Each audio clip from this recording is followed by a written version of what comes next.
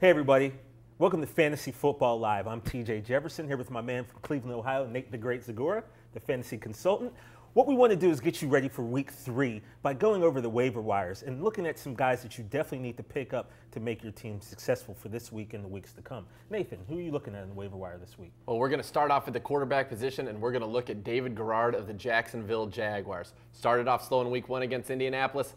Not unexpected. Week 2 bounced back very nicely against Arizona with 282 yards passing, 2 touchdowns, and he added another 27 yards rushing. That's what I like about Garrard, in addition to his relatively easy schedule. Houston this week, you can throw on him. Tennessee coming up. They're giving up 370 yards passing per game right now, most in the NFL. So that's good news if you got Garrard. Also good news is the ascension of Mike Sims-Walker to the number 2 receiver position. He's a big, strong, athletic, fast receiver who can make plays, had 107 yards receiving and a touchdown in the second half last week. That's great news for Garrard, who now has Holt and Sims-Walker at the wide receiver position and an excellent running back out of the backfield who can catch the ball in Maurice Jones-Drew. So that's the quarterback pickup of the week.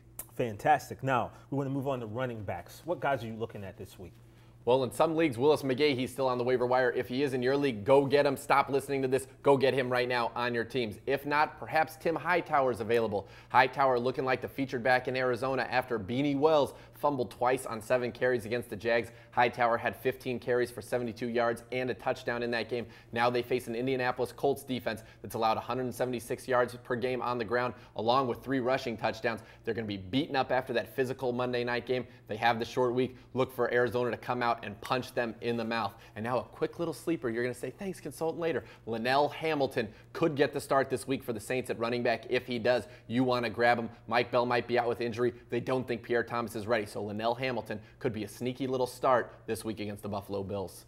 So, moving on to wide receiver. Who are the guys that people should target this week in week 3? Mario Manningham burst on the scene Sunday night, national game, Dallas Cowboys, the big Jerry scoreboard. He dominated, 10 catches, 150 yards, and a touchdown. Right now, he's 7th in the league, averaging 12.2 yards per target, catching 77% of his passes. It's kind of a perfect score. Nix got hurt. Hickson got hurt. He stepped up and is now the man starting opposite Steve Smith. I would get him. And then here, just really quickly, a couple gems. Laurent Robinson of the St. Louis Rams, 13th in the league in targets, also 3rd in the league in red zone targets. He's the leading receiver for the Rams, who are going to be behind more often than not. Mike Sims-Walker in Jacksonville, he came in for the injured Troy Williamson, will be the starter now. 6 catches, 106 yards, and a touchdown in that game. I like him. And one more guy, Johnny Knoxville, not from Jackass fame, but from the Chicago Bears, the rookie, averaging 11.7 yards per target. Jay Cutler likes him. He displaced Earl Bennett in the 2 receiver sets in the second half of their win over Pittsburgh. He caught the touchdown in the red zone.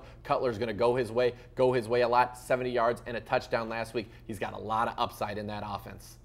How about tight ends, Nathan? Anyone that you really are kind of interested in it? There sure is. Brent Selleck of this Philadelphia Eagles is somebody I've been touting since before the season. He was my sleeper at the tight end spot. I said this guy's going to be a top 10 guy. All he does, top 100 yards or score a touchdown as a starter. Last year, 2 games missed by L.J. Smith. Boom, over 100 yards or he scored. The playoffs, he led them with 19 catches, 150 yards, and 3 touchdowns during the Eagles' playoff run. Now he's the starter. Week 1 with McNabb, 30 yards and a touchdown. Week 2, McNabb's out. It doesn't matter. 100 yards plus with Kevin Kolb. He leads all tight ends with 14 receptions, is 2nd with 18 targets. Those are phenomenal numbers for a tight end. I would get him and start him every week without reservation.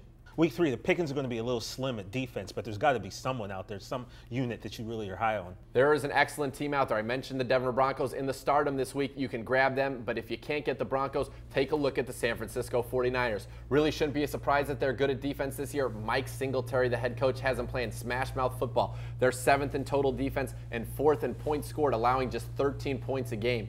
In the 2 games in which they faced Seattle and Arizona, they allowed just 26 total points. Seattle and Arizona in their other 2 games, not against the 49ers, scored 59 points. So there's no question this defense is getting the job done. Pretty favorable schedule, so go ahead and grab them, and I think you'll be able to have them as a starter for the rest of the year. So that was a look at the week 3 waiver wire pickups that you need to make.